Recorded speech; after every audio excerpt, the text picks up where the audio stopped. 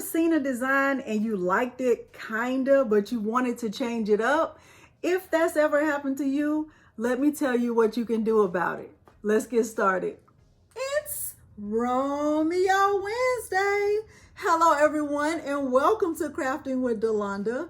It's me again, Delonda, and thank you so much for joining me today. In today's tutorial, I am going to show you what I did with a file that I found that I kind of like.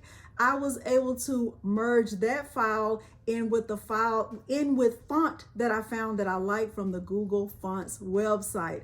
I am going to take you step by step through that process of recreating the file and making it my own, and hopefully you will find it helpful. At the end of this video, if you do find it helpful, please remember to like the video, subscribe to my channel, and turn on the bell for notifications because I do upload new content every single week. Now, without further ado, let's look at the materials and dive right in.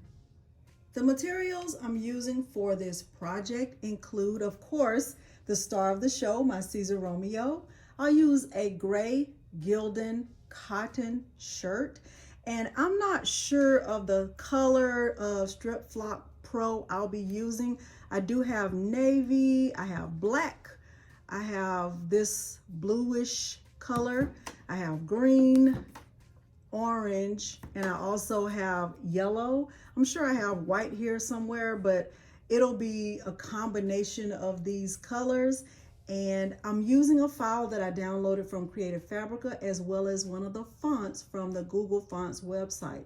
Let's head over to the computer so that I can show you how to download the font from Google Fonts and the file that I downloaded from the Creative Fabrica website.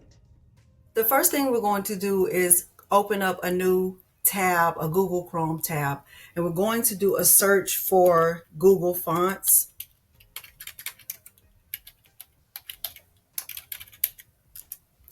And when the tab opens up, or when the options open up, click on the one that says Google Fonts, Browse Fonts.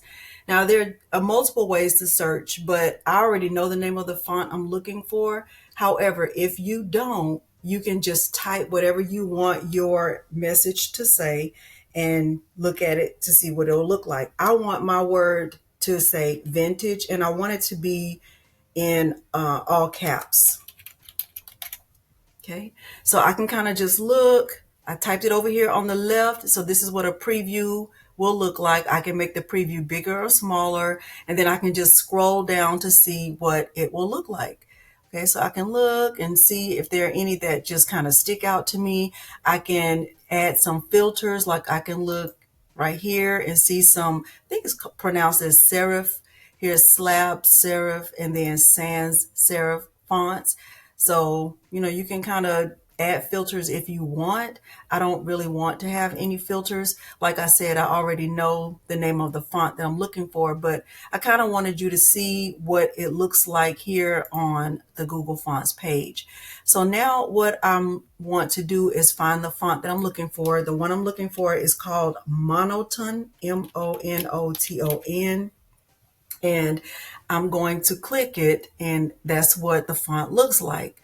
So when I look at this font, I can see who designed it. I can find out more about it. I already knew this is the one that I liked. Okay, so let's look at the about and the license. The license for this font, these fonts are licensed under the Open Font license. You can use them in your products and projects, print or digital, commercial or otherwise. So that means that if I make something with this font, I can sell it if I want to, and I love that. Okay, so it tells you different countries that use the font and all those things, right? So I'm going to click on the option to get the font, and I'm going to download it. Okay, and I'm going to click the option to get the font downloaded. So the font appeared here in my download screen. I'm going to click on the zip folder. I'm going to click extract all. I'm going to click browse, and I'm going to save this in a specific folder. So I'll call this folder Google Fonts, and I'll click select folder. and select folder again, and I'll click extract. Once the files show up here, I'm going to click the option to, I only have two options. I have a text document and I have a true type font file. Normally, if I have the option between a true type font or an open type font, I'll click the option for the open type font. But since I don't have that option, I'm going to click here, true type font. I'm double clicking it and I will click install. Okay, so the font is being installed on my computer, and then I can close this all out. Now I'm going to go to Creative Fabrica and download the file that I like. Okay, I'm on the Creative Fabrica website. I did a search for vintage aged to perfection, and a lot of different options are going to come up, and I still didn't see any that I loved. There were none that I was just like, oh yes, I love this. And so what I decided to do was find one that I kind of liked, because I still wanted to go with the circle shape, but I wanted to use the font Monotone that I downloaded from the Google Fonts website. So I see these here and I really do like these. I don't want the date on there, but I do want the stars. So what I'm planning to do is just change this one up, or just change one of these up. The difference is these are not in all caps, so I might have a bit of a challenge trying to fit that font in there the way that I like it. And I'm going to download it and extract it and bring it into Leonardo Design Studio. I am in Leonardo Design Studio Pro.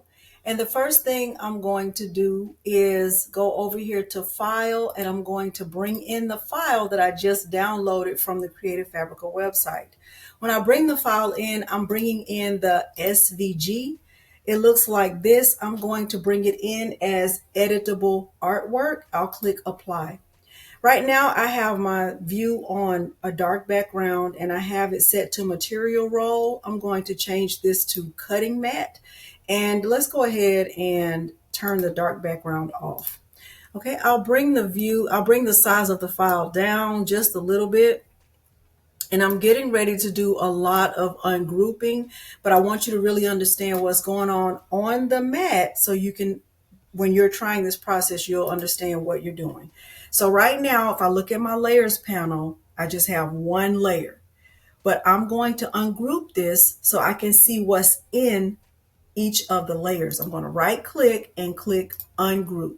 Now I can see I have 1, 2, 3, 4, 5 groups. And within those groups, there are parts of the file. So let's see what's in the first group. The first group is the date 1984, or the year 1984. I actually don't want that to be a part of my file, so I'm just going to click delete. Okay, so now let's see what's next. I have the words limited edition and age to perfection is one group. My second group are the stars. My third group is the word vintage. And then the fourth group is the 2 sets of circles. What I'm going to do is click on the third group, which is the word vintage, and just kind of make a mental note of the size. If I want to see what the size is, I can click right here on color picker, and I can see that the width and the height of this word vintage is 11.098 by 3.138, and the proportions are locked. Now, what I also want to make a note of is, if you look at this circle here at the bottom, you can see that it's longer than this middle circle right here. And that's because the word vintage has a combination of a capital letter and all lowercase letters. When I retype the word vintage, I'm using all caps. So I'm going to have to make some changes here.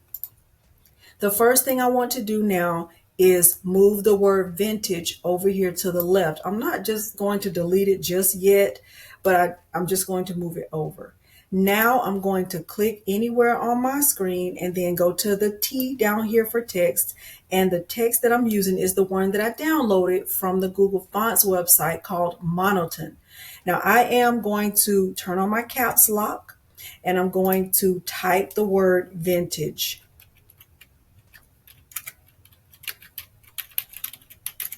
And I am going to uncheck auto weld text. Okay, so there's my text. I'll click apply. It looks great.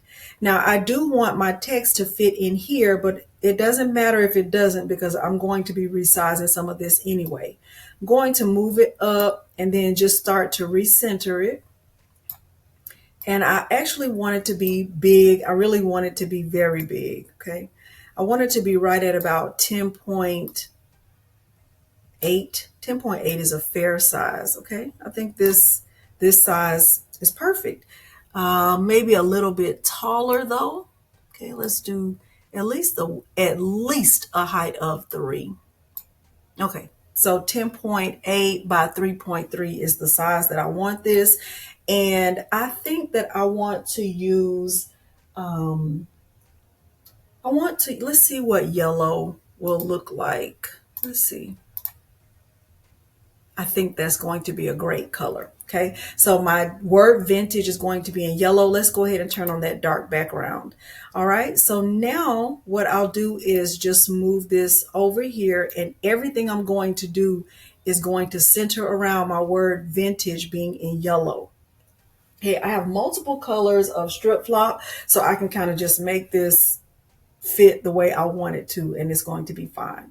All right, the next thing I want to do is move these words and the stars and the circles. So let's start with the stars. And what I want to do with the stars is I want to change them to white. So I'm going to click apply. And I also want to duplicate the stars. So I actually have stars at the top and the bottom. Let's move this stuff over here for now. Let's move the words also. Okay, let's just move that. Now with the stars, I want them to be in the center and I want them, like I said, to be at the top and the bottom. So I'm going to right click on the stars and I'm going to go to edit, add copy. And I'm going to use the arrow key on my keyboard to bring those down to right below the word vintage. And with the bottom set of stars selected, I'm going to go to arrange and mirror vertical. What's going to happen is they're going to flip and kind of just be upside down so they match the stars at the top. Okay, so that looks great. I'm going to move them down a little bit more. Now, with the bottom set of stars selected, I'm going to hold my shift key and select the top set of stars. So I have both sets selected. I'm going to right click and group them. Now they're grouped together, and if I want to resize them, everything will resize together. I think this looks great. Okay, so if I make one set bigger, they're both going to be bigger. All right, that looks great. And I do want them to be bigger. Okay, this is great. Now let's select everything and we will go to arrange and align objects and center. That's perfect. All right, so now the next thing I want to do, let me see how these stars would look if they were a light blue, because I do have a light blue. I think that's great. Okay, let's make these a little bit wider like that. I think that's great. All right, so now the next thing I want to do is start to work on the circles and the words. I like these words and I like these circles, but I do want them to be a little bit bigger. And what I want to do is, instead of working on them together, I am going to be changing the color. But let's kind of just see how it would look if I try to just work with them the way they are right now. Let's move them over and let's kind of make everything bigger. Let's see.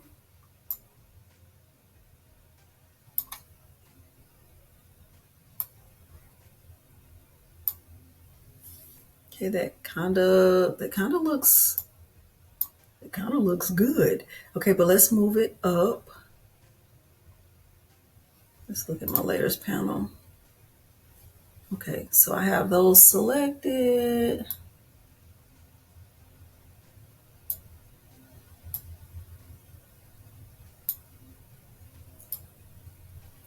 Okay, so the top where it says limited edition, that actually looks great.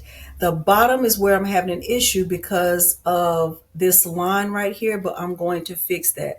Let's kind of resize these stars and bring them down. Okay, they look fine right there.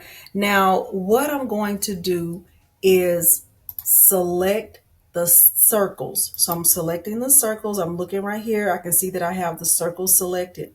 Let's change the color of the circles to white so we can really get a clear picture of where the circles are. Okay, so with the circles selected, I am going to right click and I'm going to ungroup. When I do that, I can see now that set of circles is actually made up of two groups. It's the outer circles, and then there's a second group of the inner circles, which is perfectly fine. What I want to do is ungroup that again. So I'm going to select the outer circles, and I'm going to right click and ungroup. I'm going to select the inner set of circles and right click and ungroup. And what I want to do with the top set of circles, this outside circle, I'm going to hold my shift key and select the inside circle, and I'm going to right click and group that so they stay together. So now this top set of circles, which is the top and the two top halves of the circle, are one group. And then at the bottom, I have a set of circles. Decided it would be best if I slowed this part down. I'm selecting the outer half circle at the bottom. I'm going to delete it. I'm going to select the inner half circle at the bottom and also delete it. What I'm going to do next is select that top half circle with the inner and outer parts that are already grouped. I'm going to click Edit and Add Copy.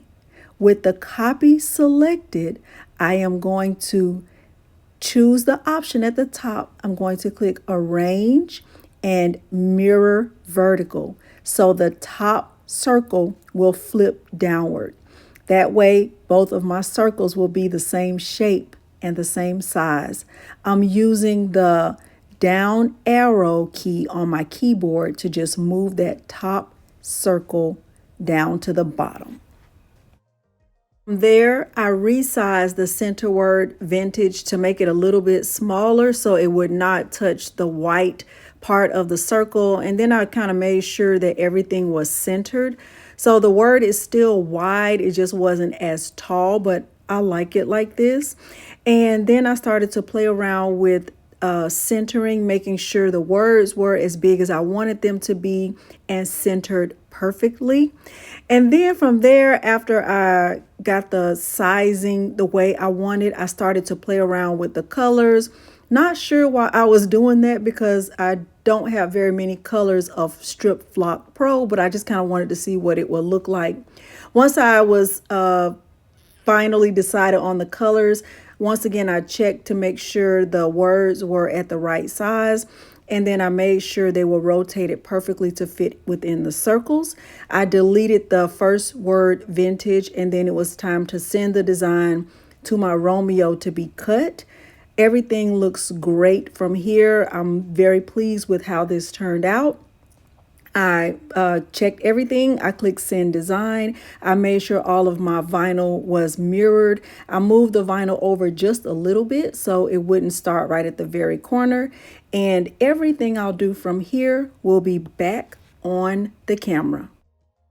The StripFlock Pro is already established as a preset with my Siser Romeo. However, I did increase the force. So I used a speed of 10 and a force of 20. StripFlock Pro is cut with the shiny side facing down and the side that looks dull facing up.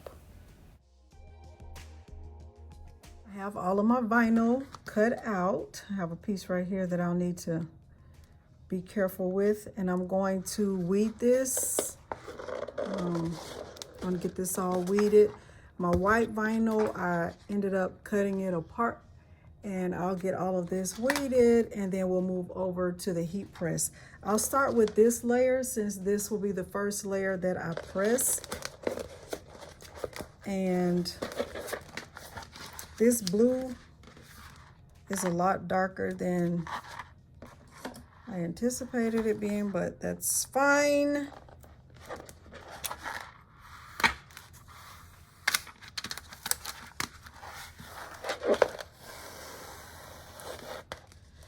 I will speed this part up.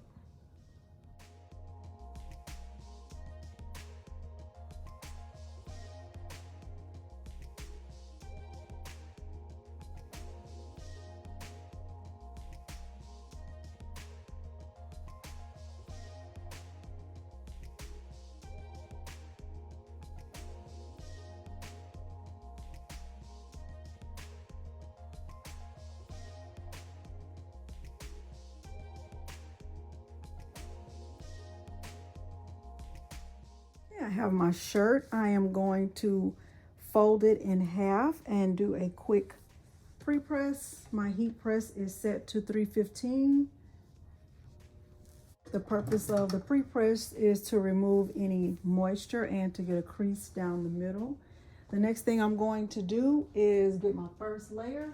My first layer is going to be this blue layer. I'm gonna be very careful about this. And I'm coming down 3 fingers from the collar.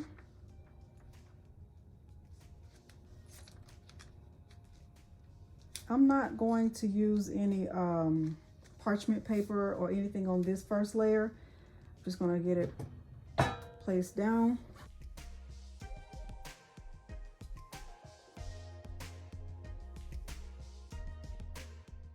Feel it. Let me increase my pressure.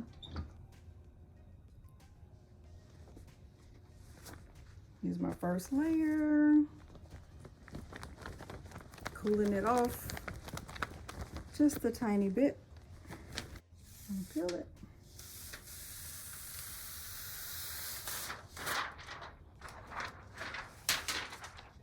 That looks great. My second layer is going to be the word vintage, because some of my pieces fell out.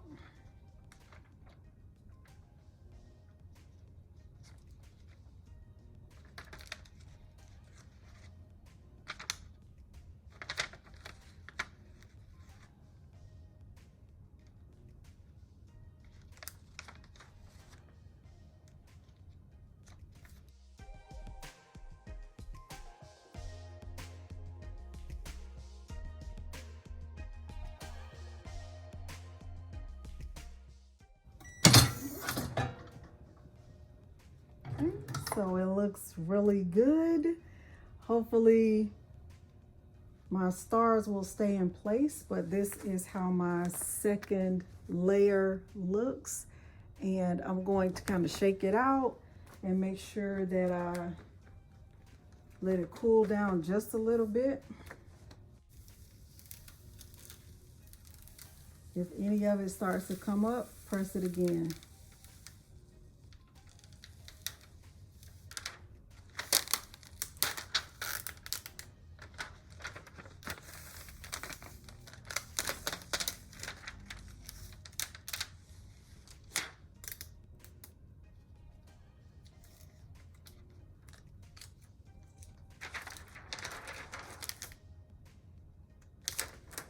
That is looking fantastic. All right, so I have 2 white layers. I have this layer right here that says Age to Perfection. So I'm just going to fit this in where I want it to go. And I can just go ahead and tell you that I'm in love with this template. And I want to press this for 15 seconds.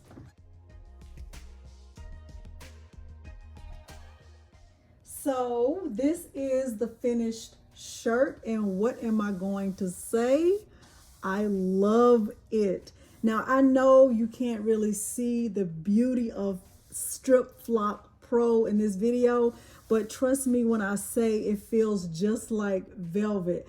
I love the way this turned out so much. I am almost ready to make another one and just change up the colors. Hopefully you have found this tutorial helpful. If you did, please remember to like the video, subscribe to my channel, and turn on the bell for notifications because I do upload new content every single week.